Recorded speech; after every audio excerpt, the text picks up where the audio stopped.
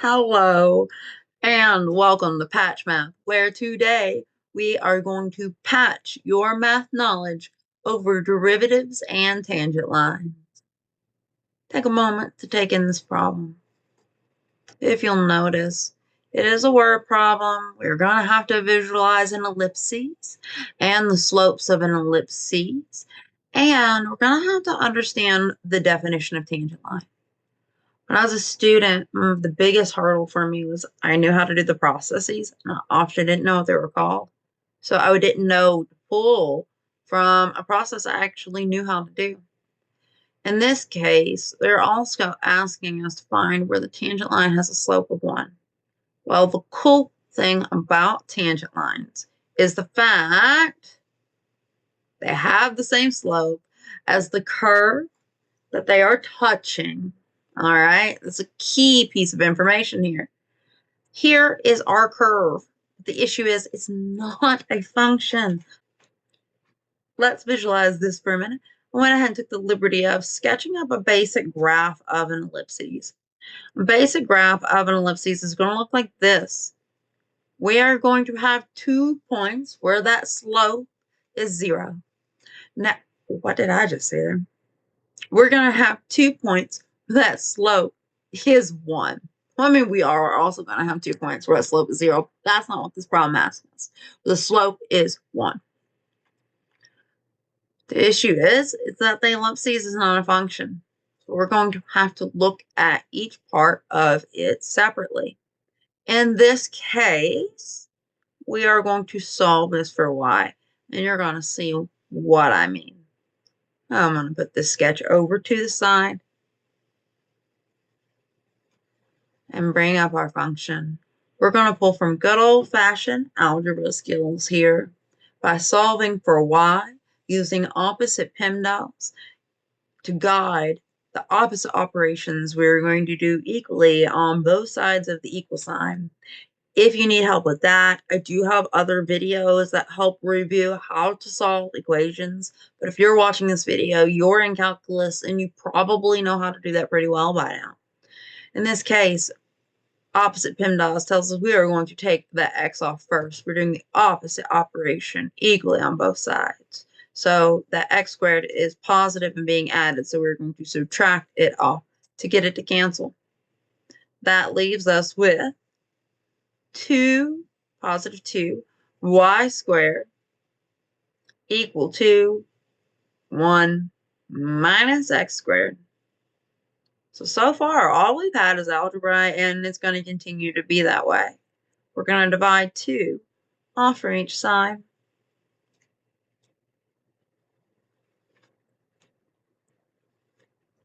And this is where things really tie back to making sure your foundational knowledge in Algebra 2 and pre-cal is secure.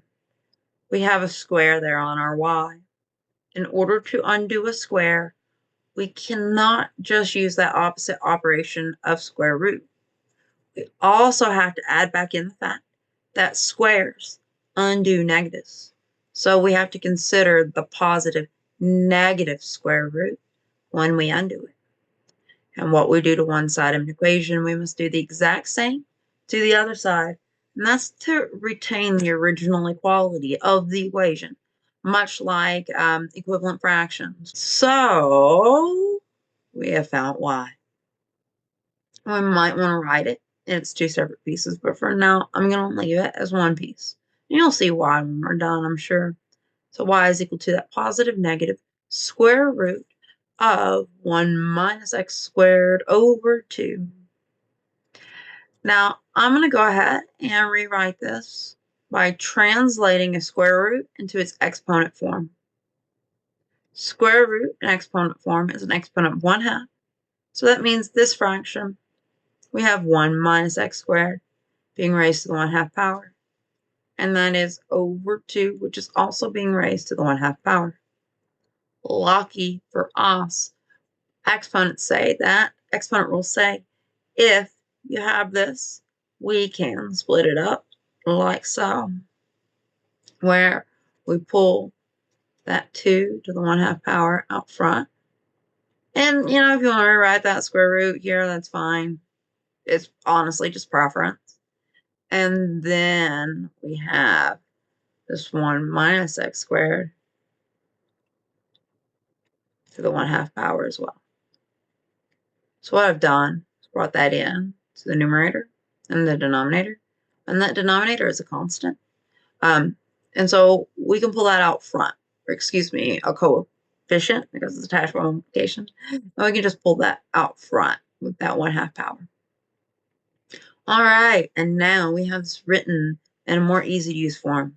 The positive version is going to give us the top of our ellipses, and the negative version is going to give us the bottom of our ellipses. But so we don't have to do the two separate pieces, you're going to see a lot of the work is the same. So we're just going to leave it as 1 plus or minus, and remembering the plus represents the top half and the minus represents the bottom half. Now this is where we need to reflect back on why we are doing this problem. We're trying to find a tangent line that has a slope of 1 to our ellipses that we were given. We now have the ellipses written in y equals form. And so we can take the derivative of it to find the slope function. Derivative in its most simplest form is slope function. All right. If there's anything I can stress, in fact, let me go ahead and write this on the screen. We can think of derivative as our slope function. So if we take the derivative of this, we'll have the slope function of the ellipses that will be able to generate any slope at any point on the ellipses, and we'll be able to use that to find the points where the slope equals to 1. But this derivative isn't exactly cut and dry. It's not power rule, and I have a written error here. I love when written errors happen because they're the most common error and it's the easiest way to lose points. And this is why going over your work matters. There was a square there that I left off.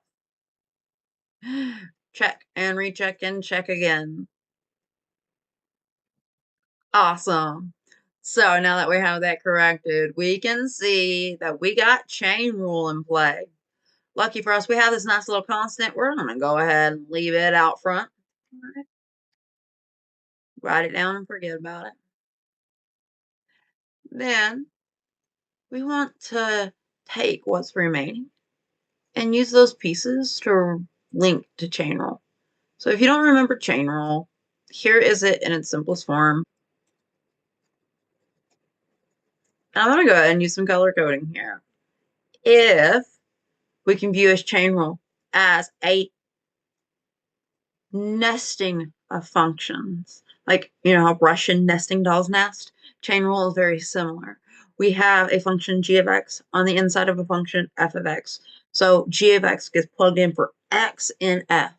And that's what we have here, whether we're able to see it or not. And maybe with a little highlighting, it'll help. Inside, we have this 1 minus x squared. That is our g of x. All right? Notice where it appears in chain rule. G of x. We also have our f of x. Now, it is just this external function. Remember, g goes in there where x is supposed to be. G goes in there. G of x goes in there where x is supposed to be. And so this is our f of x. F of x. But notice, on the other side, the right-hand side of the chain rule, we don't have all the parts completed yet. Green, f of x. Purple, g of x. And yeah, g of x appears up there, but we need f prime. We need g prime. How are we going to find those? Derivatives. Lucky for us, g prime is just a polynomial, and we can use exponent rules there.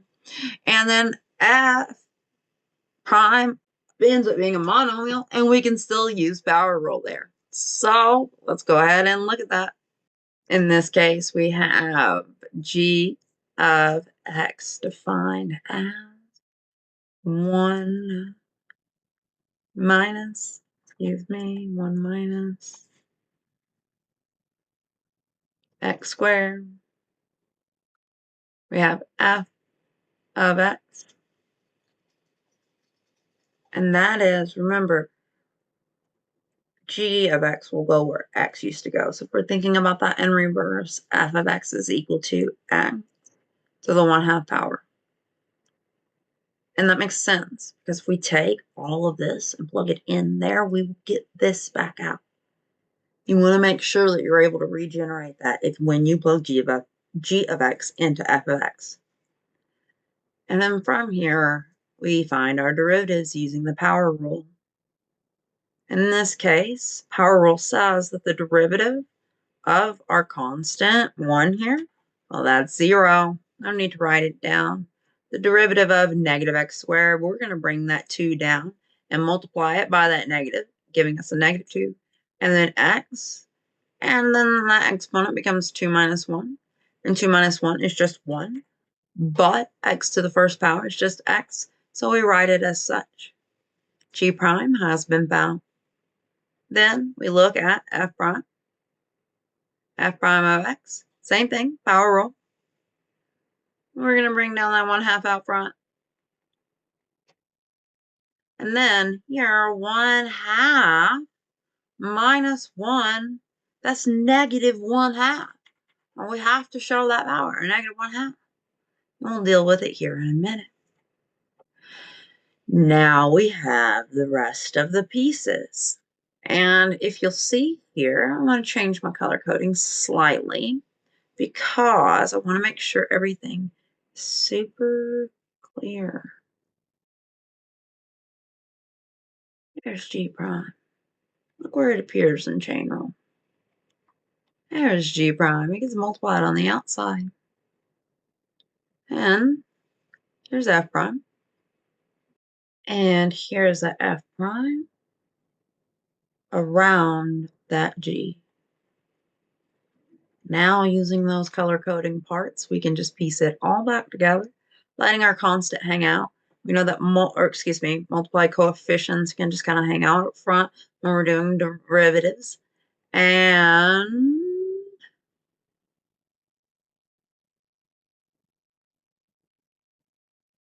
f prime is equal to 1/2. Notice that we have some fractions set side by side. These are multiplied. So if you want to put parentheses around this for organizational purposes, that's recommended actually. Now I'm going to leave a spot open for where the x is in f prime. Because notice, what goes in f prime is g. All right? Everything else is going to remain the same. So I've got f prime written down where x is open. G gets put right here. And we have that 1 minus x squared. But we're not done. We still have g prime. But lucky for us, you'll notice it just gets multiplied on the outside. And I'm just going to copy that over. Save myself some work.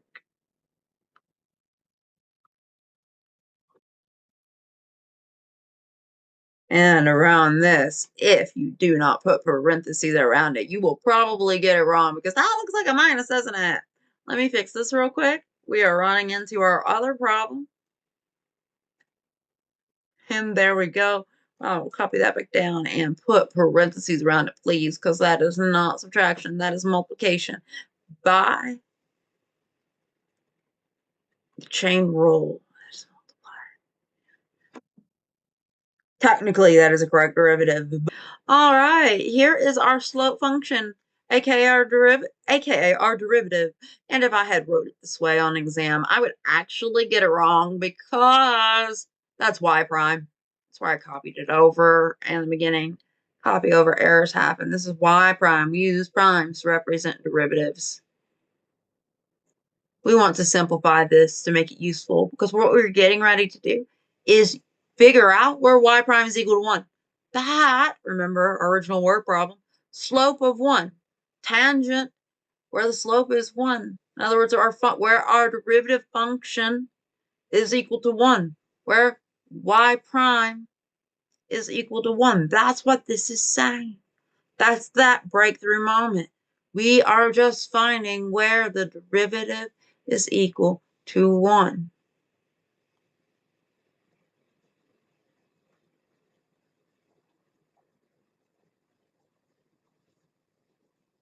And right now, this is pretty messy.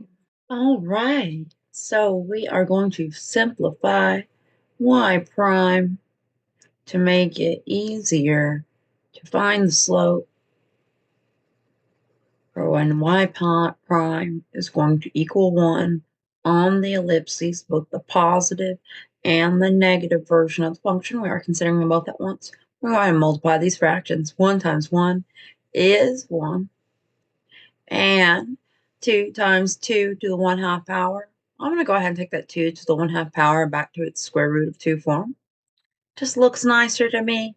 And then that multiplied by 2, we're going to stick that out front. So that's 2 square roots of 2 in the denominator there. Then this negative 1/2 power, we're going to have to deal with it. I'm going to go ahead and correct the negative on an exponent. Via exponent rules, or because of exponent rules, we know if we have a negative exponent, it's screaming, hey, I'm in the wrong part of the fraction, whatever's underneath the exponent. So in this case, this doesn't look like a fraction, but we can turn anything into a fraction by sticking it over 1. And now the negative saying, hey, I'm in the wrong part of the fraction. And we will move the, the 1 minus x squared down to the denominator that is still raised to the 1/2 power. All we did was correct the negative on it. And now, since there's something in the numerator, there is technically a 1 there. And that has been corrected. Then we have this negative 2x. Well, look at that. It's being multiplied by this fraction. So it's negative 2x being multiplied by this fraction. But remember, we can turn anything into a fraction by sticking it over 1. If we multiply straight across the top and straight across the bottom, you're going to see we get negative 2x over our 1 minus x squared to the 1/2 power. So, more simply put, I am going to take that denominator and make it negative 2x. That's what we get when we multiply this fraction. We are now in a simpler form to deal with. But this can actually be simplified more, because if you'll notice, we have a fraction times a fraction that keeps on going. So we have y prime is equal to, we are still dealing with two functions here, plus or minus negative 2x times 1 is negative 2x. And all of that is over that denominator. And so it's 2 square roots of 2 times 1 minus x squared. And that is to the 1/2 power. And at this point, if you want to take that back to square root, it might be helpful.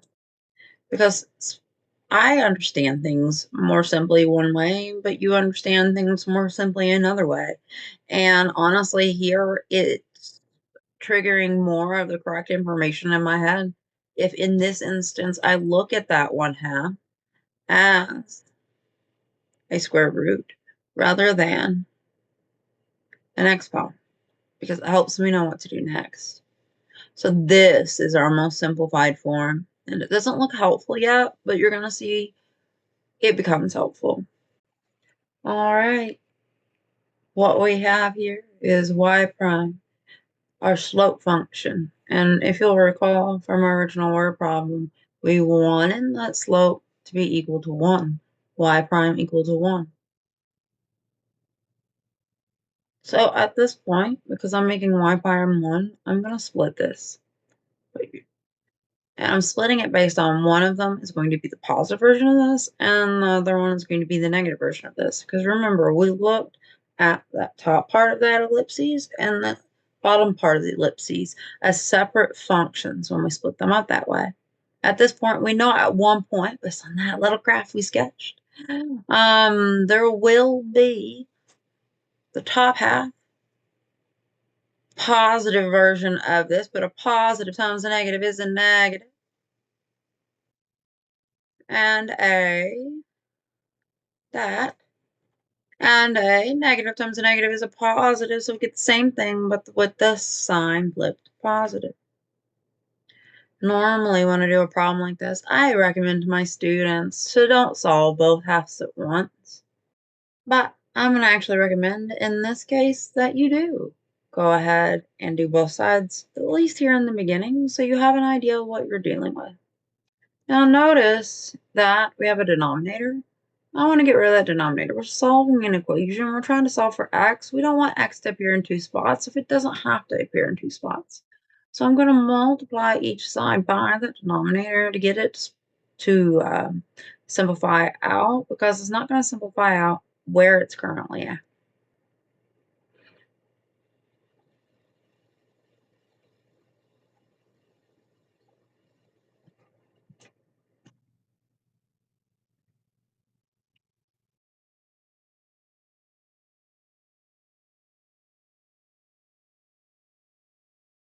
All right, and just like we wanted, this denominator is going to cancel.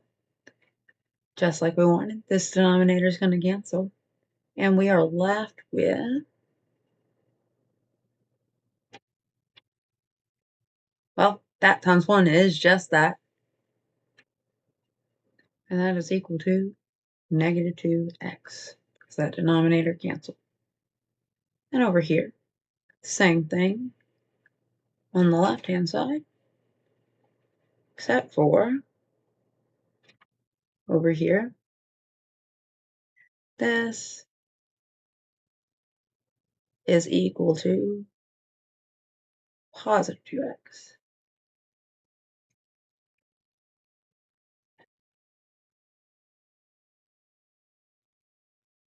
Keeping on, keeping on.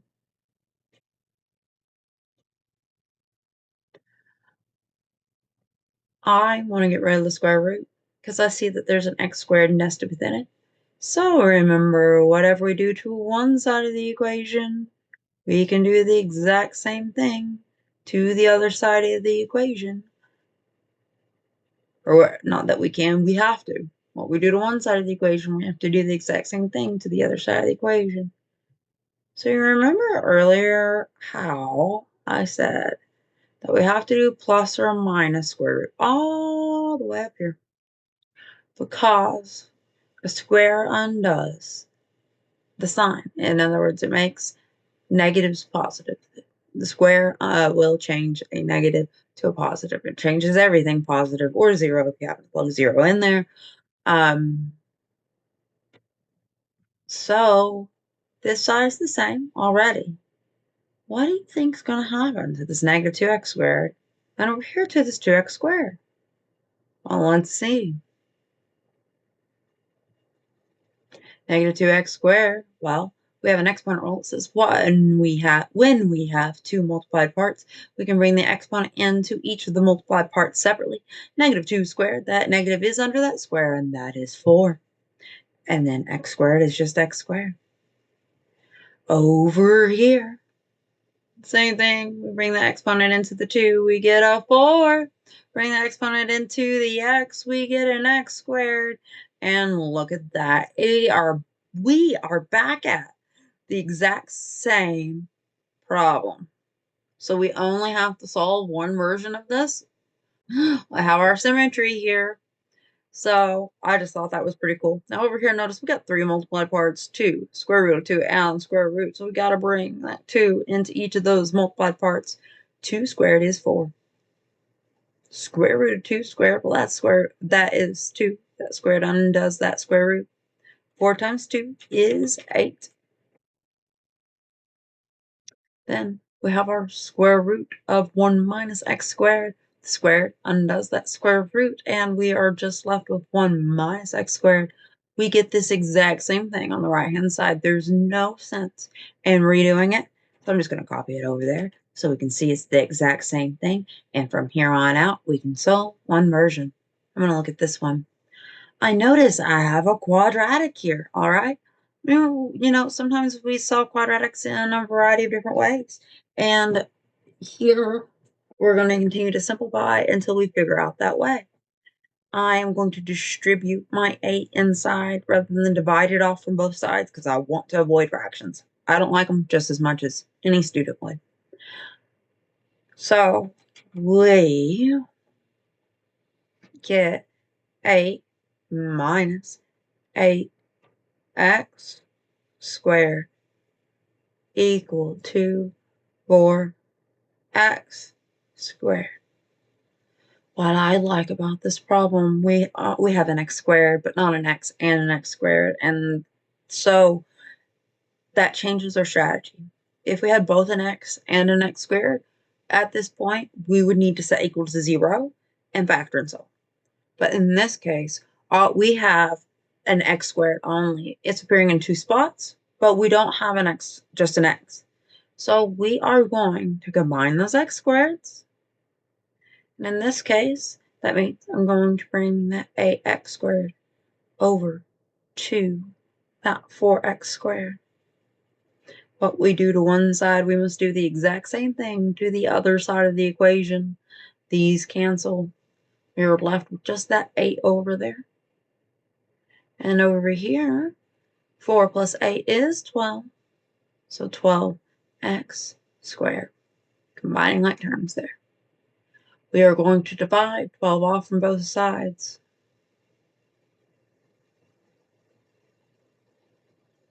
These cancel.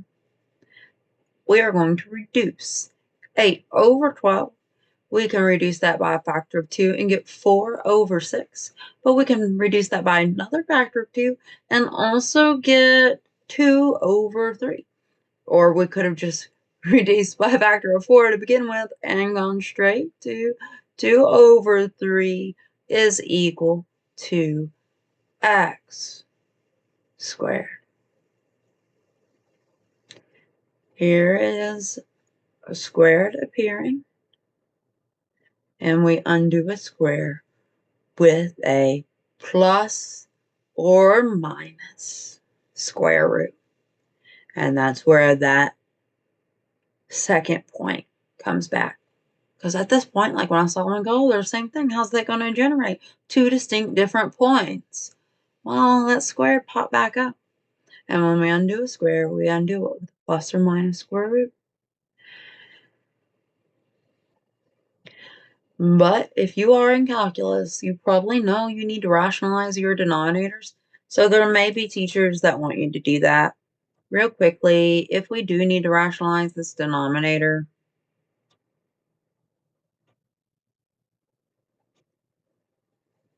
we can look at this with that square root on those 2 separate parts, like so. Now remember, rationalizing just involves taking that denominator and multiplying the numerator and both the denominator by it. What happens there is it's going to cancel out our square root.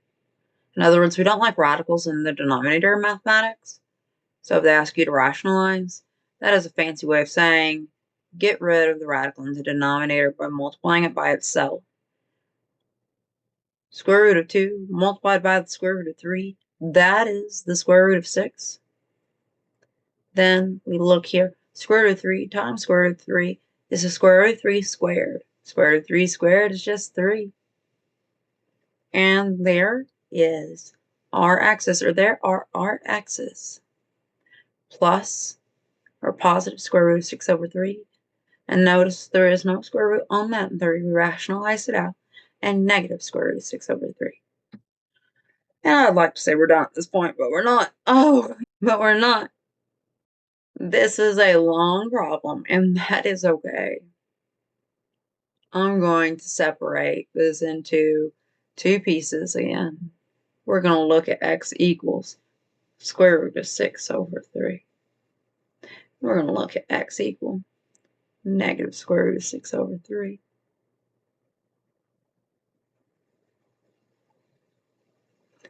And why are we not done? Well, this asks for a point on ellipses where the tangent line has a slope of 1. We found the x value of the point physically on the ellipses, but we don't have the y value that goes with it. Lucky for us, this right here is the equation that will generate the graph of the ellipses. We follow that work down. We had already found what y is equal to.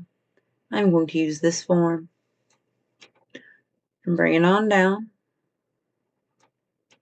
And that will generate the y that goes with each of those x values. So here's something that's cool. Notice that the square on that x there, it's going to undo whatever sign we put in it. So do you see how there's a plus or minus on the outside? It doesn't matter which of these x's we put in, the positive version or the negative version, all right? Does not matter which of them we put in. The square is going to take that sign away. But don't fear, that plus or minus is going to put that sign right back in there. So in this case, I'm just going to make my life easier and plug in the positive version of this. Really, they're both about the same degree of difficulty. You're going to find that if we take the square root of 6 over 3 and we square it, that looks like this. Square root of 6 over 3 and we square it. Now remember, this is raised to the 1/2 power. That square is going to come in and take the square root off that 6. But exponent rules say that we have to bring that square into the numerator and denominator. So this becomes 1 minus 6 over 3 squared is 9, and 6 over 9 reduces to 2/3.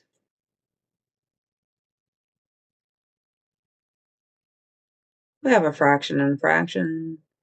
Not the friendliest of options, but honestly, if you're on a timed exam, type this into your handy dandy scientific calculator.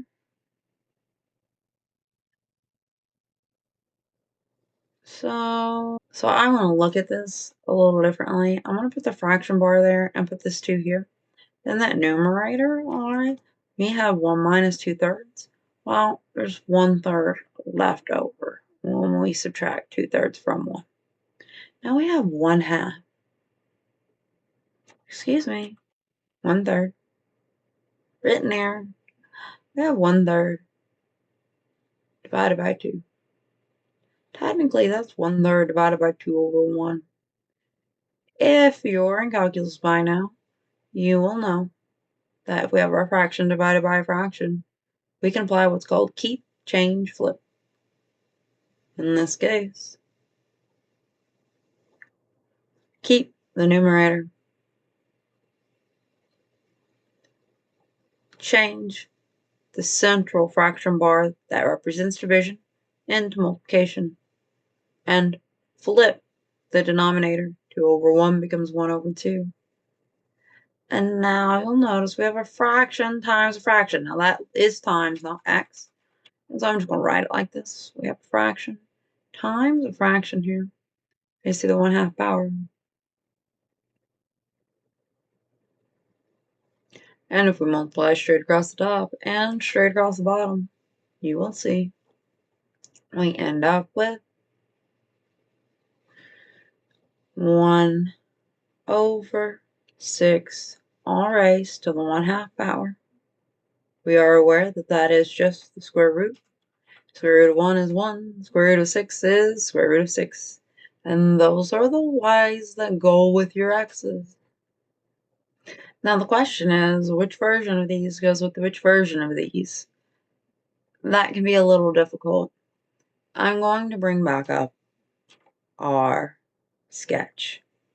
When in doubt, graph it out, visualize it, sketch it. I sketched this just on the whiteboard really quickly. I'm going to go ahead and bring down those x's again.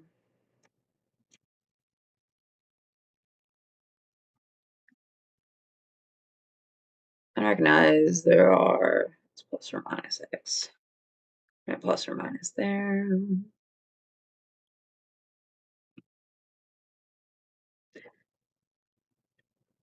So if we look here, we see that those lines, where approximately they have a positive 1 slope, either fall in the second quadrant or the fourth quadrant on ellipses that is fixated in this way about the origin.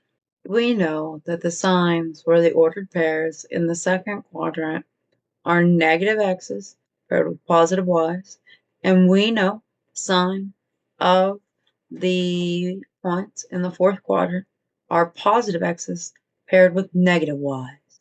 In this case, that means the point on the ellipses where our slope equals to 1 on the top half in the second quadrant, negative square root of 6 over 3.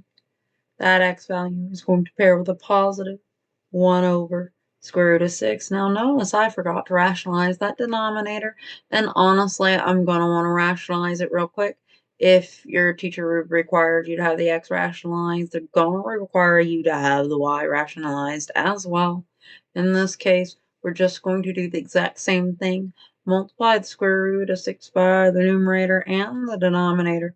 What we do to one part of the what we multiply the numerator by, we have to multiply the denominator by, because 6 over square because because the square root of 6 over square root of 6 is equal to 1. So we are just multiplying this by a value of 1.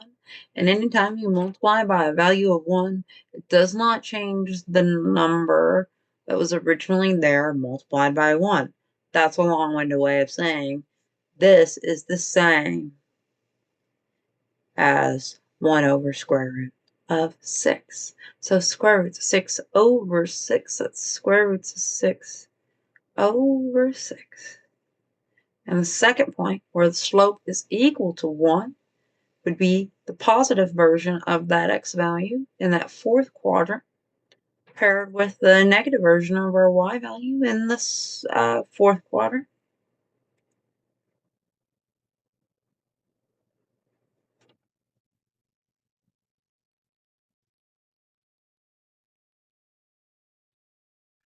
And there you have it. So these are the points on the ellipses where the tangent line has a slope of 1. And because I like my students to have a visual to go with what they found, so they know what it is that's going on, I use Desmos graphing utility in order to graph the original ellipses and then graph the tangent lines. Now please recognize you were not actually asked to graph the tangent lines. You were just asked to use the information of where the tangent line slope is equal to 1 on the ellipses. And basically they were just saying find where the slope is 1 on the ellipses in the most convoluted way possible. And these are those points. That is how derivatives and tangent lines are related and how they may be used in a Calculus 1 class in order to make a pretty challenging problem that has a lot of the information you already know, just strung together in a completely new way. I appreciate you so much for your time. Thank you.